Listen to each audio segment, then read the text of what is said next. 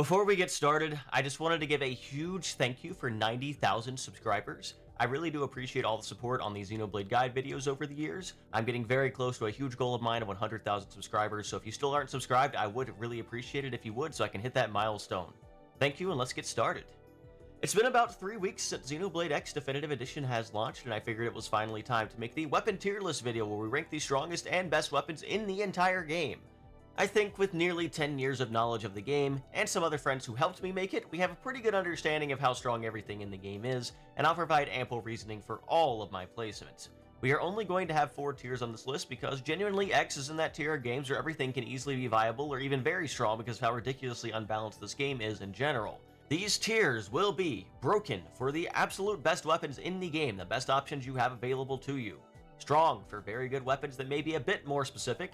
Great for some solid weapons who have some pretty good traits to them, and outclassed just for a couple specific weapons that may still be good, but are generally inferior to other options and don't really offer anything unique compared to other weapons. Once again though, this is Xenoblade X. Everything can work and be viable if you wish for it to be viable. Ranking criteria is going to be based mainly on later game and post-game strength when all options are opened up as far as skills and mixing and matching weapon types, since that obviously does change things a lot compared to the early game. If you want my opinion on early game and mid game, I'd stick to classes and say it would be Full Metal Jaguar and Mastermind at the top, and then everything else after that. But since we're focused on weapons with all options available, obviously that's going to change things quite a bit. The factors that will go into the rankings will be how strong their options are and how viable they are in the content the game has to offer, whether strong damage, great utility and buffs, or strong defensive options that will all be a factor. We will be ranking all 13 weapons in this video. Yes, 13, because we might as well get this one out of the way and start with the Multigun, which is very obviously the worst weapon in the entire game, and as such will be going into the outclassed tier at the very bottom.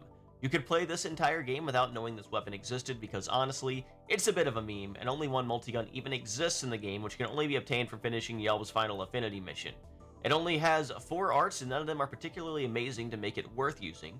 Now, Xenoblade X is a bit of a meme game. Balancing-wise, you can still make it work and do very funny things, such as it being the only ether-based factory 1.21 weapon, so you can actually get damage records on that one specific leaderboard with it.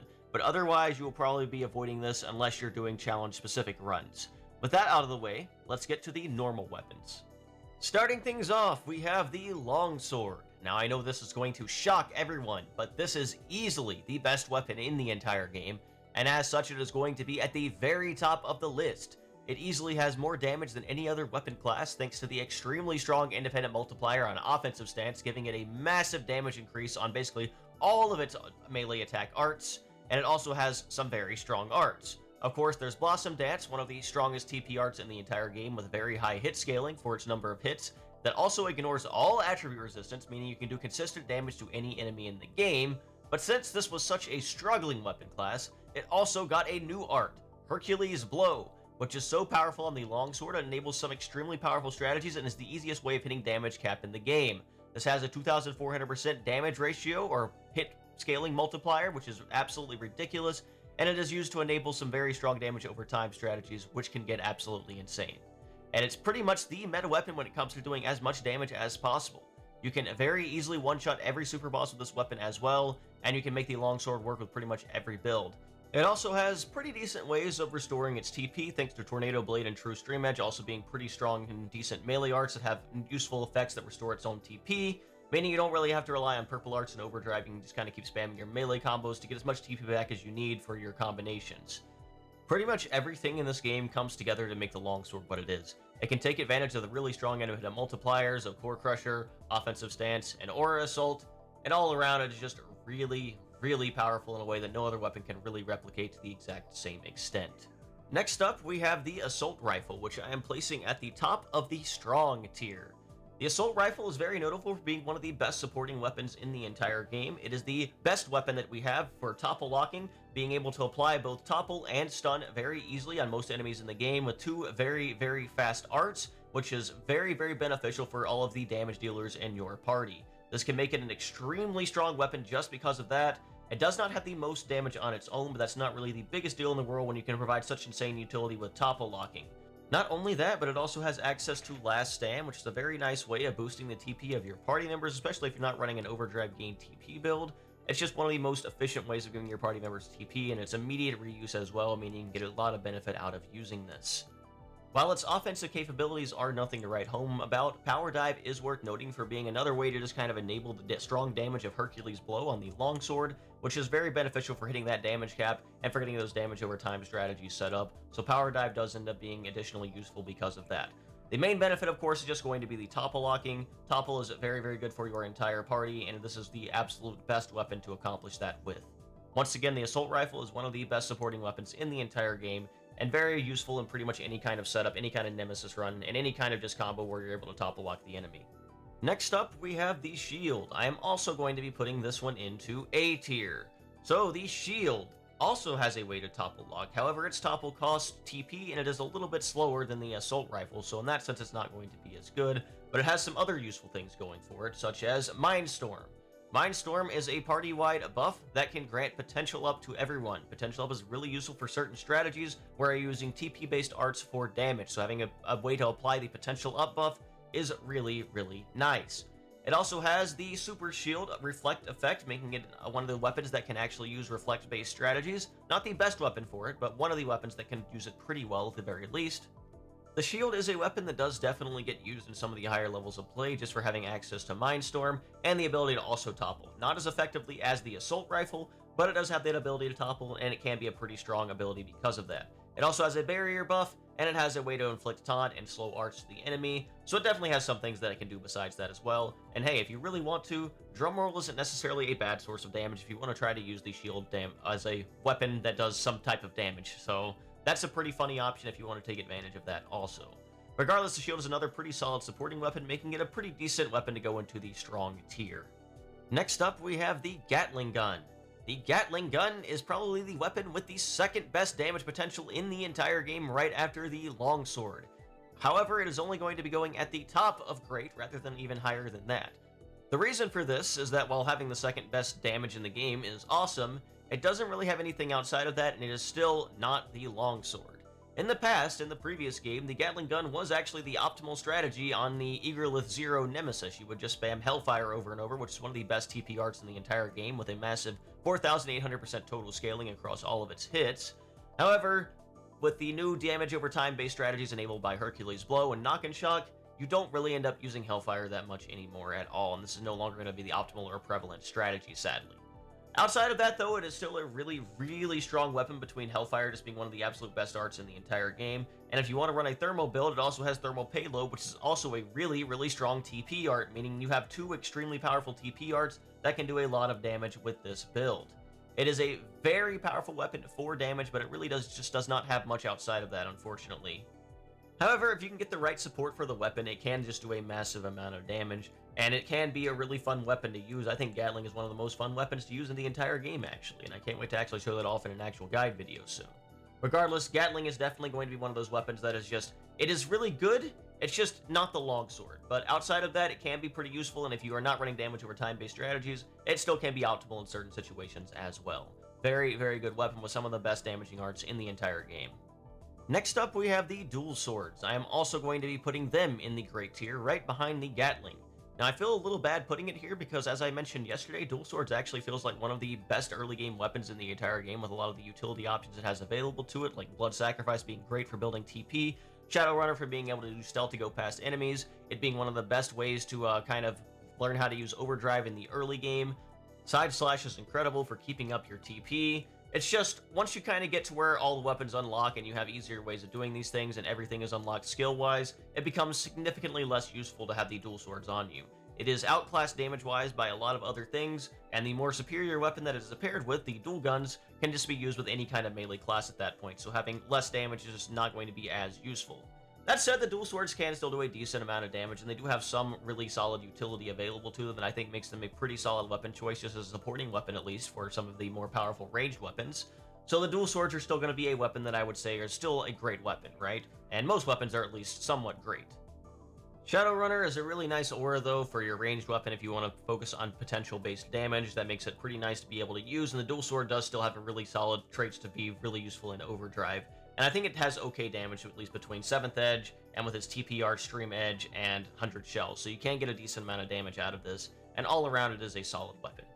Next up, we have dual guns, and perhaps to no one's surprise, this is also going in the broken tier, right behind Longsword. This is definitely the second best weapon in the entire game, in my opinion.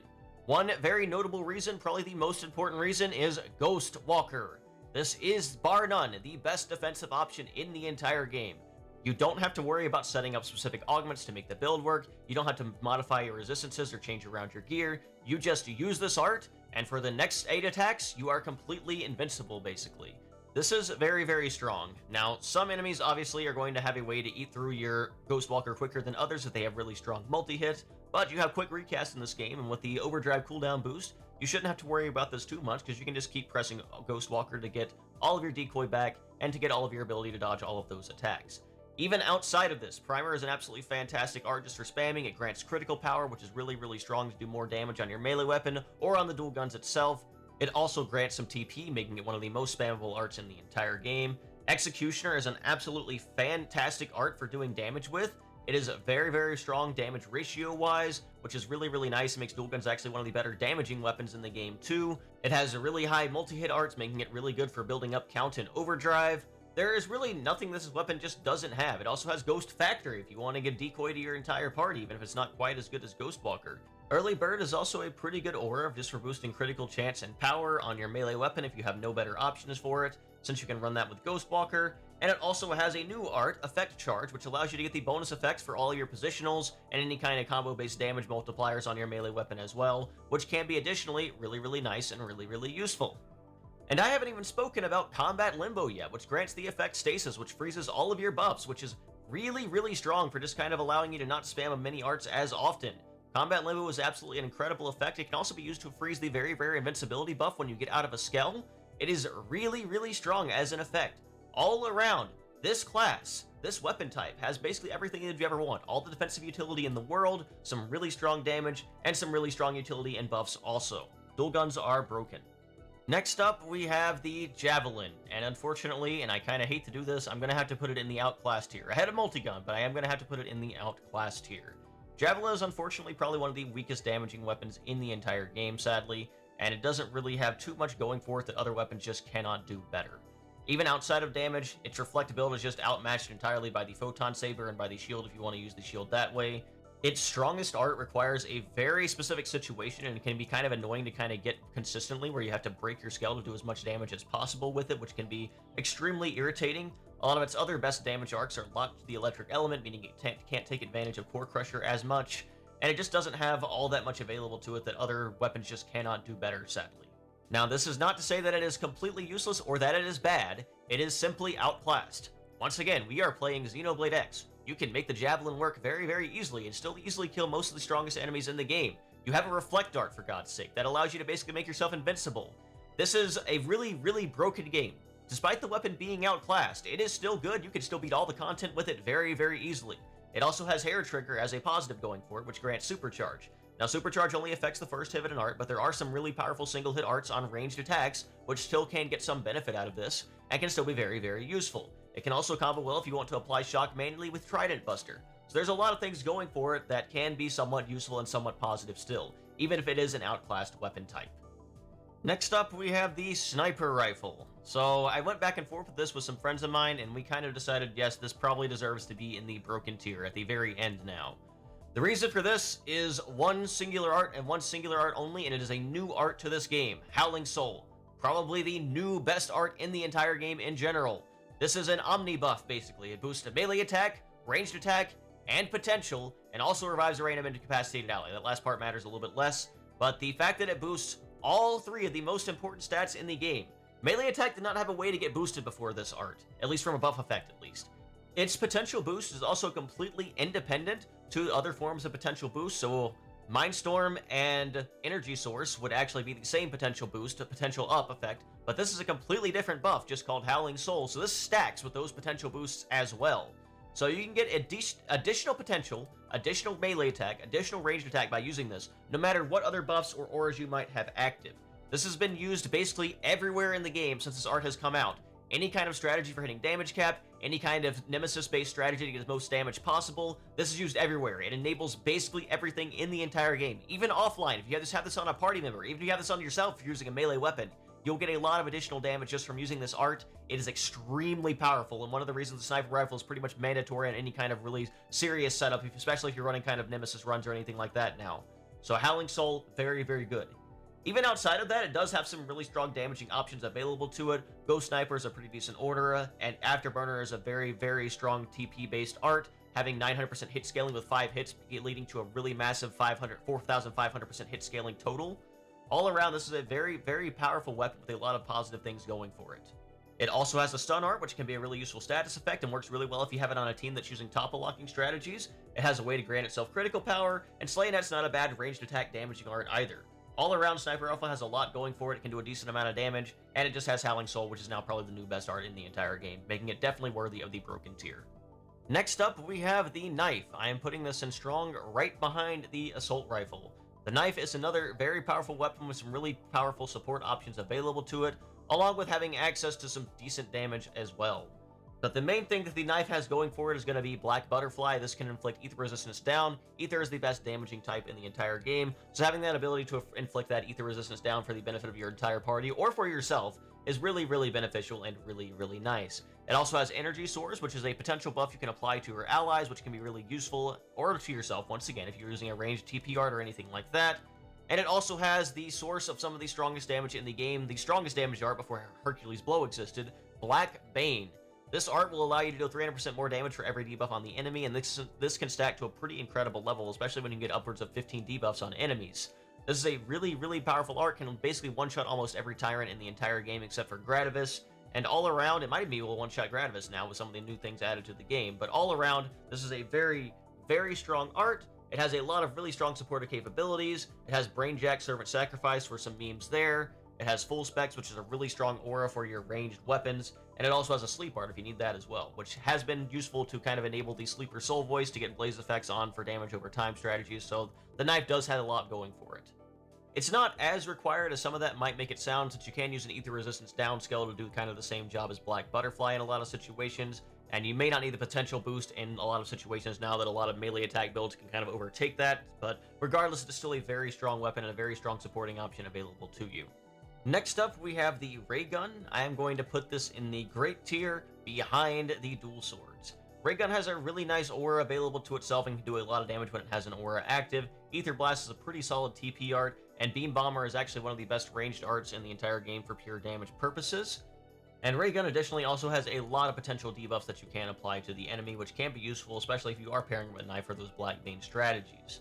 Other than that, it doesn't really offer a ton though. It just can offer a decent amount of damage, and it doesn't do as much damage as the Gatling, and especially not as much as the Longsword, so it does end up being a little bit outclassed in some of that department, but it does have some unique aspects to it that I do think it makes it a little bit more worthy of being here instead of the outclassed here, because I do think that some of the debuffs that it can apply and some of the options it has available to it does make it at least a decently powerful option, and at least better than the Javelin, and especially better than the Multigun. So I think Great is probably going to be a decent option here for the weapon, and that is probably where I'm going to keep it. Also want to quickly mention that Bahamut Wave is a very, very good art, one of the new best arts in the game as well, just for kind of raising the debuff tier of a lot of the debuffs that you can apply, and it is also a strategy that is used to kind of get the most damage possible out of damage over time-based strategies. So the Raygun does have that going for it, and is a really good art to consider as well. Speaking of great weapons, I will also be placing the Photon Saber at the end of the great section on the tier list. Now, the Photon Saber is not a bad weapon by any means, that's why it's in the great tier, but it is definitely not as good at damage as something like the Longsword, and it's not going to be as good with this defensive option of Reflect as something like the Dual Guns just having Ghostwalker available to it. That said, it probably is the best weapon for using reflection-based strategies, and it does have some decently good damage if you're able to spam your melee arts consecutively. Essence Exchange is also just one of the best ways to get TP in the entire game, as long as you have at least one TP, of course, because you don't want to accidentally kill yourself. Just for kind of making yourself immediately able to get all of the TP that you need as long as you have enough health, and it combines really well with Astral Heal to kind of give yourself HP back, so you can kind of use Essence Exchange again and get the most benefit out of it. This is more beneficial when you are a higher level, but it can be useful nonetheless. It also has Phenomenon, which has the Ether Resistance down effect, which can be really, really useful to inflict as much ether damage as possible onto enemies. And like I said, the Reflect that it has on Astral Librium is really, really useful and nice to have. Outside of that, its damage capabilities are somewhere near on par with something like the Dual Swords or the Raygun, so I think this is a pretty fitting tier for it, just kind of being right next to them, having some decent damage and some utility that is kind of in the similar tier to that. It is definitely not as strong as the weapons above it, unfortunately, but it is a cool weapon at the very least. Everyone likes the lightsaber. The final weapon we have is the Psycho Launchers, and I'm going to be placing this weapon at the bottom of Strong. The Psycho Launchers is another really solid utility and support-based weapon, having access to a lot of unique aspects that can make it very, very useful. First up, we have the Astral Protection buff. This is another way to kind of boost your survivability on basically any weapon class that you're running the Psycho Launchers on. It is obviously not as good as Ghostwalker, and it struggles a bit compared to Reflection builds, but it is a decent option that you have available to you. And you also have another really useful aura that can be useful for your melee weapons called Dual Dynamo, which can boost your melee attack and your potential further, which can be really, really nice to have. Now, the ranged attack boost isn't as useful because Psycho Launchers is not really a good weapon for ranged damage, in my opinion, compared to some of the other weapon classes that you have available to you. Outside of Stellar Ray, you don't really have too many options, unfortunately, but, you know, it is an option that you do have at the very least. Outside of that, you have Starlight Kick for toppling, which can be really beneficial as well. Gravity Lunge as well. There's a lot of things that you can do to kind of keep the enemy topple locked with this set. You also have Conduction Rise, which boosts the damage of both Blaze and Shock an absolutely massive amount, which is once again extremely good for damage over time-based strategies, making the Psycho Launchers a very good weapon to kind of consider bringing with you at this point in time. And all around, this is a very, very solid supporting weapon. You can even use Heroic Tail to make farming easy for yourself, since that'll raise the treasure rank of the enemies sometimes and raise the level of the enemies, so you get some better drops from enemies. Now, that's not necessarily combat strength, but, you know, it is an option available to you at the very least. All around, though, the Psycho Launchers do have some really nice supporting options, not as good as the weapons above it, but it does have some options available to you, and Conduction Rise especially is just kind of a requirement on a lot of really strong setups now, so that is one of the reasons that I'm going to be considering ranking the Psycho Launchers at the bottom of the strong tier. I will say this is definitely the placement I am the most iffy on personally, but after talking to some friends, I kind of came around to it, and we're just going to leave it here for now, just because I do think it does have some aspects that are really strong as supportive options. Toppling is still really good, Conduction Rise is fantastic, and Astral Protection and Dual Dynamo are some really solid auras for any kind of melee art, or just any kind of survivability in general for Astral Protection's sake. So here is the final version of our tier list. Like I said, pretty much none of these weapons are bad. You can make anything work in Xenoblade Chronicles X, but I think this gives a pretty good general idea of the relative strengths of the weapon based on what they can offer and what they can do for you. The Longsword may be the best weapon, but everything can work in this game as long as you have the creativity to make it work. I think that is going to cover it for this video, though. I hope you did learn something from watching, and please feel free to let me know in the comments if you agree or not. And if you don't agree, feel free to let me know what you might change or why you might change something. Never take the opinions of one person as complete fact and completely 100% serious. If you have a reason you might want to use a different weapon or a reason you think a weapon is really, really strong, you are welcome to think that and welcome to go with that, absolutely. If you did learn something and did enjoy the video, do be sure to like, comment, subscribe. Like I said, I'm trying to hit that 100,000 milestone soon and would really love to hit that, and any support that you can give me does end up helping out. With all that being said, thank you guys so much for watching, have a wonderful and blessed day, and I will hopefully see you back here soon for future guides on the rest of the weapons and everything else in this game.